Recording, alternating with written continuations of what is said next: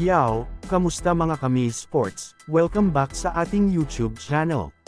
Ngayong araw na ito, ay pag-uusapan natin, Lakers gag-antay sa Denver. Pag-uusapan na din natin, D'Lo pamalit kay Ja Morant. Marami nga ang nag-aakala na magiging dikit lamang ang series sa pagitan ng Los Angeles Lakers at ng Denver Nuggets.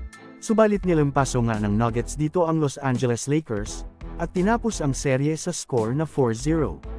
Matapos nga nito ay kaliwat kanan na trash talk nga ang natanggap ng Los Angeles Lakers galing sa head coach at mga players ng Denver Nuggets. Kaya ngayon nga ay trending ang isang balita na inilabas ng isang NBA insider na kung saan, makakaharap nga ng Los Angeles Lakers ang Denver Nuggets sa pag-uumpisa ng regular season sa NBA, ito nga ay gaganapin sa October 24, kaya naman marami nga ang nag-e-expect na babawi ang Los Angeles Lakers dito, dahil mayroon na nga silang bagong line-up kaya naman hindi na nga katulad dati ang istoryang magaganap sa pagitan ng Lakers at Nuggets. Ano ang masasabi mo dito? Sa tingin mo ba ay magagawang makabawi ng Lakers sa Denver? Mag-comment lang. Samantala ako naman tayo sa sumunod na balita na kung saan, dahil nga sa naging issue ni Ja Morant ngayong off-season, ay pinatawan nga ito ng NBA ng isang parusa na kung saan, hindi nga ito makakapji laro ng 25 games next season.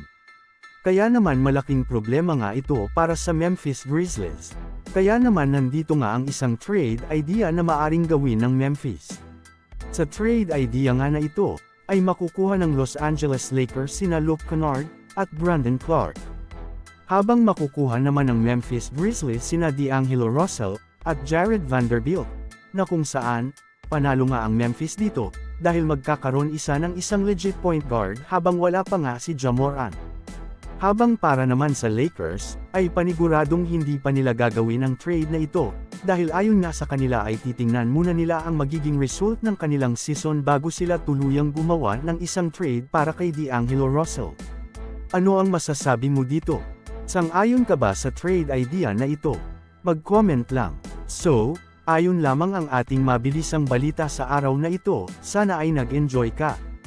Huwag mo na ding kalimutang mag-subscribe bilang pagsuporta sa ating YouTube channel. Maraming salamat po.